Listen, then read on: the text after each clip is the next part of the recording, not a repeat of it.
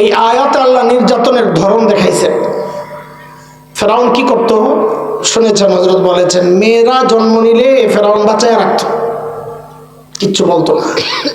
কিন্তু যখনই ছেলে জন্ম নিত, এটা ছিল ফেরাউনের জন্য একটা আতঙ্ক। কারণ স্বপ্নের ব্যাখ্যায় গণকরা বলেছে বনি ইসরায়েলে এমন এক ছেলে আসবে যা আপনার ক্ষমতা থেকে নামাবে। ফেরাউন ক্ষমতা হারানোর ভয়ে ছেলে বাচ্চা জন্ম নিলেই ধরে ধরে জবেহ করে হত্যা করে। মাঝখানে একটা কথা বইলে নি, বইলে যাবো গা, ফেরাউনের আল্লাহ কই ডুবায় মারছে। হ্যাঁ, এটা শুনছি তো। হযরত কিন্তু ঠিকই শব্দটা বলেছেন, আপনারা খেয়াল করেন নাই। নীল দরিয়ায় করতে মারবো মিয়া, নীল দরিয়া তো মিশরের ভিতরে। ফেরাউন এই মিশরের ভিতরে ডুববো কি লেগা? সাগরে। মাশাআল্লাহ, এই যে মুরব্বী কইছে ঠিক কথা, লোহিত সাগর। কোন সাগর? নীল দরিয়া না, এটা ভুল ছড়ায় গেছে ব্যাপকভাবে। আল্লাহ বলতেছেন নবী হযরত মূসাকে আল্লাহ কি বলেছেন? ইদরিব বিআসাকাল বাহর, আপনারা লাঠি মারেন কোথায়? সমুদ্রে। আল্লাহ নদীতে মারতে বলেন নাই তো, আল্লাহ লাঠি মারতে বলছেন সমুদ্রে। ওয়াজাওয়াজনা বিবানি ইসরাঈল আল বাহর, আমি বনি ইসরাইলকে সমুদ্র পার করাইছি।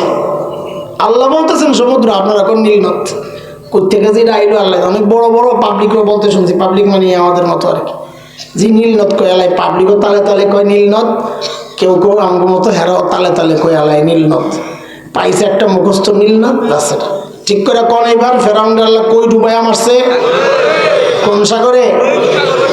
লোহিত সাগর চিনেন? যারা হজ করছেন, ওই যে জেদ্দায় গেলে যে সাগরটা দেখা যায়, ওইটার নাম হইল লোহিত সাগর। ওইটার একদম শেষ মাথা মিশর, যেখান দিয়ে এখন এই যে ইসরায়েলের যে ক্রস, রাফা ক্রসিং বলে, এটা ঠিক আগে একটা সুইস খালের মতো আছে, কাইটা দিছে।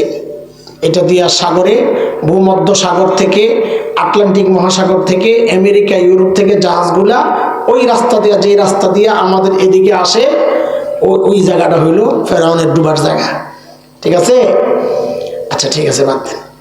এইবার আমরা আমাদের কথায় চলে আসি। মাঝখানে একটু শুনছি তো ভাবে আপনারা যে ফতুয়াটা দিচ্ছেন নীল নদ, তানকে হারিয়ে এনে তো এই সরাই রয়েছে, দেখি হেঁটে আগেরটাই। আল্লাহ, আচ্ছা একটু বলেন তো, ফেরাউন যে ছোট্ট ছোট্ট বাচ্চাদেরকে জবেহ করে হত্যা করে, এই মাত্র জন্ম নেওয়া সদ্যজাত যেই বাচ্চার হাড্ডিগুলো এখনো গোশতের মতো নরম, এই বাচ্চা ফেরাউনের মতো এত শক্তিশালী, হুজুর বললেন না শত শত বছর অসুস্থ হয় না, এই বেটা কি পাওয়ার! এই বেটারে ক্ষমতা থেকে নামাইতে পারবো এই পিচ্ছি? কথা কয় না তো? এই পিচ্ছিরে ফেরাউন এত ভয় পায় কেন? বলে এটা হচ্ছে আল্লাহর দুনিয়া পরিচালনার একটা সিস্টেম।